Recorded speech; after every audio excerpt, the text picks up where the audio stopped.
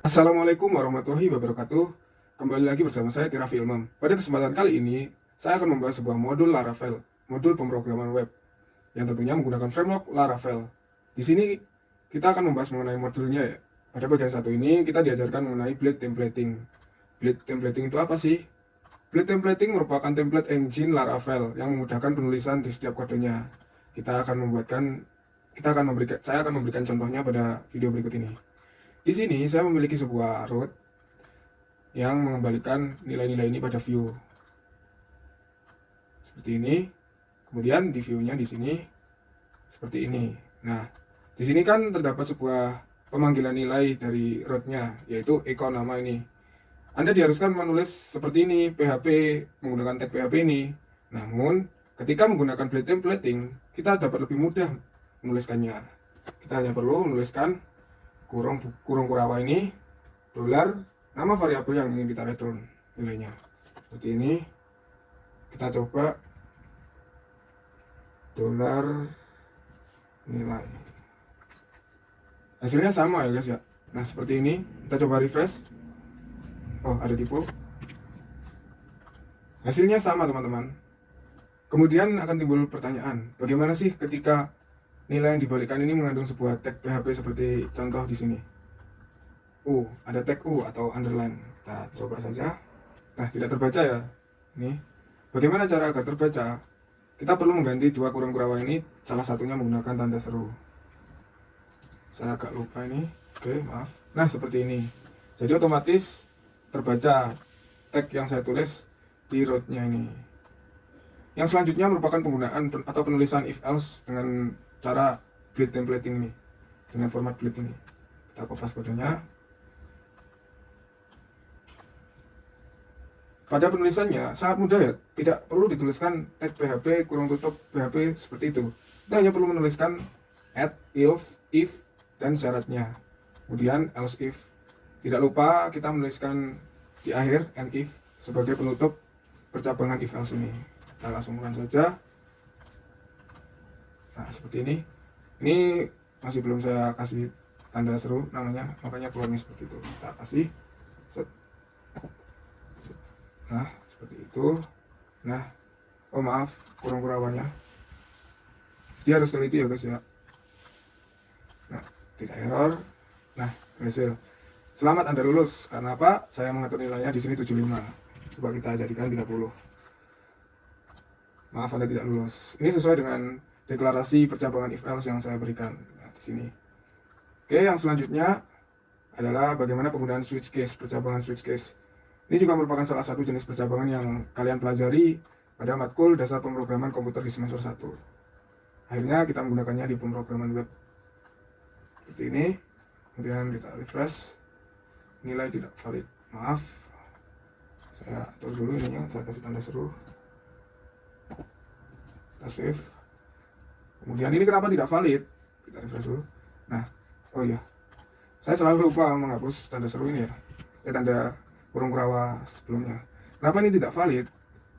Karena pada bagian case-nya ini saya hanya mendeklarasikan 0, 75, dan 100. Andai kata kita deklarasikan syaratnya 30 di case, maka kolom perintah ini akan di outputkan atau akan dikeluarkan pada layar web kita. Nah, tidak ikut ujian. Seperti itu ya. Sama seperti cara kerja di dasar pemrograman komputer dan di bahasa-bahasa lain pada umumnya. Oke, yang selanjutnya kita akan mencoba fungsi perulangan for. Bagaimana sih penulisannya? Sama seperti yang sebelum-sebelumnya. Hampir sama ya guys ya. Pokoknya ketika mau diawali sebuah perintah atau instruksi, misal perulangan atau apa, kita tinggal menambahkan add for, kemudian diakhiri end for. Seperti itu. Kita langsung saja cekidot.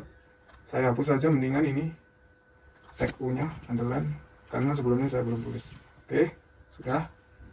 Kita refresh. Nah, seperti ini.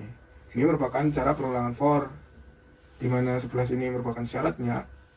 $i sama dengan 1, i sama dengan 6. I-nya kan sudah dideklarasikan di sini, jadi diulangi sampai berapa yuk. Yang selanjutnya merupakan perulangan for. Seperti ini merupakan bagian for-nya. Deklarasi i ini merupakan nilai awal, berapa kali mau diulangi tergantung syaratnya. Sedangkan ini merupakan increment. Ini saya mengulangi sebanyak 5 kali seperti yang ditampilkan di sini. Yang kemudian merupakan perulangan while.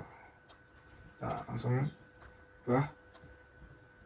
Sama seperti penulisan perulangan sama seperti perulangan yang lain. Cara kerjanya sama. Namun yang perlu diperhatikan di sini, jika perulangan for tadi tidak memerlukan tag PHP sama sekali, pada perulangan while ini diperlukan sebuah tag PHP untuk mendeklarasikan nilai i di awal sebelum dilakukan perulangan while tersebut seperti ini.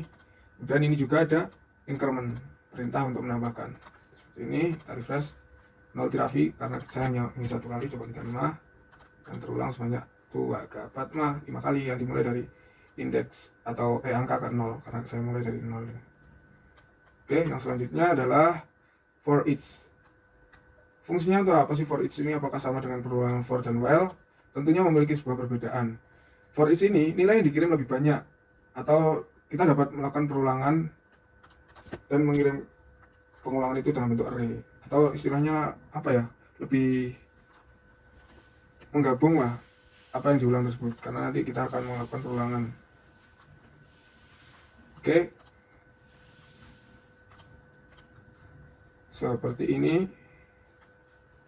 Sebentar, terus kita deklarasikan beberapa nilai untuk dilakukan perulangan dan penampilan seperti ini.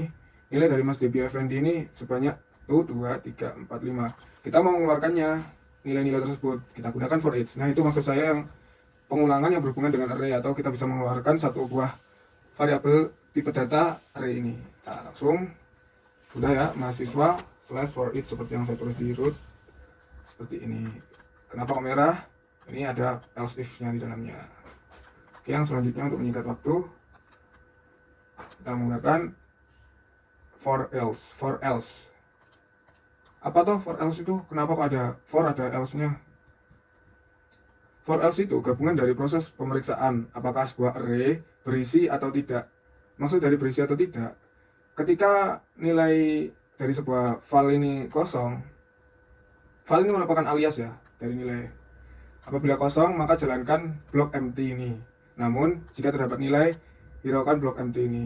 Kita coba run saja. Oke, kita ganti ininya, apa isinya. Kita hapus semuanya ya, karena kita mau coba apakah blok empty-nya itu dapat berjalan atau enggak. Nah, tidak ada data. Ini menandakan blok empty berjalan dengan lancar. Ini merupakan salah satu kegunaan dari for else. Kemudian yang selanjutnya, penggunaan continue dan break. Ini digunakan pada beberapa blok ya, seperti switch atau perulangan, itu dapat sekali digunakan. Pasang,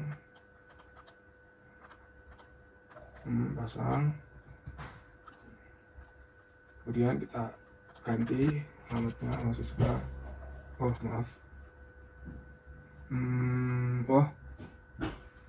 Mahasiswa.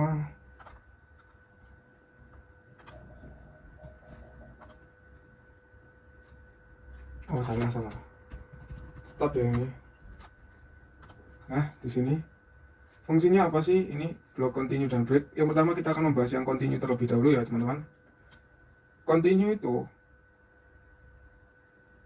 setiap kali proses kita langsung, pertama-tama saya akan mencontohkan terlebih dahulu dari cara kerja atau penggunaan continue ini.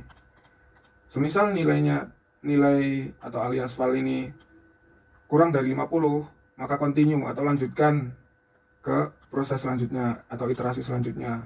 Artinya, setiap kali for each memproses angka kurang dari 50, perulangan lompat ke iterasi selanjutnya yang ini.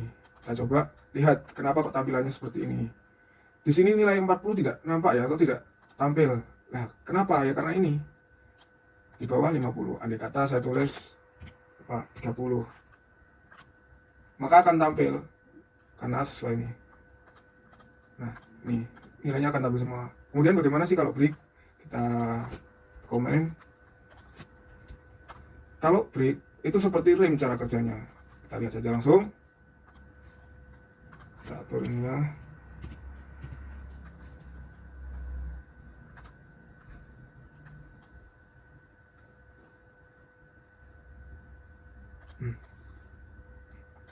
Kaisat.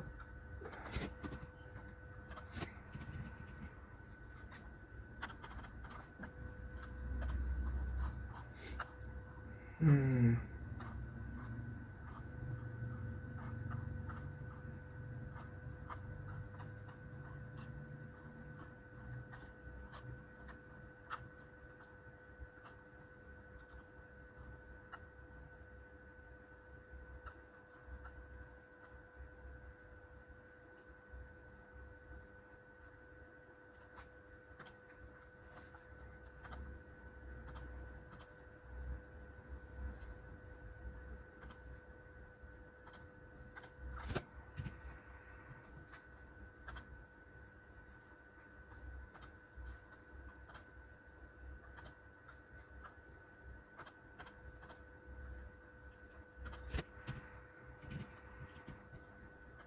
Baik, yang selanjutnya merupakan cara kerja break. Bagaimana break itu bekerja? Cara kerja break ini seperti rem ya. Jadi ketika syarat ini terpenuhi, stop, keluarkan apapun. Kita coba saja agar lebih jelas. Stop, ulangi. Kita ubah, kita refresh dulu nih. Kita ubah salah satu nilainya jadi kurang dari syaratnya. Misal ini 20 ya nilainya. Kita refresh, 75, 50. Mengapa bisa terjadi seperti itu? Ketika for each membaca, ketika syarat if ini terpenuhi, maka lakukan break, artinya lakukan pengiriman. Sudah, for each ini pengulangan ini akhirnya diakhiri. Otomatis hanya sampai 2 output ini saja, tidak yang selanjutnya ini tidak di outputkan karena sudah direm tadi. Sekian video dari saya, kurang lebihnya saya mohon maaf apabila terlalu lama menjelaskan dan melakukan prakteknya. Kurang lebih, terima kasih. Wassalamualaikum warahmatullahi wabarakatuh.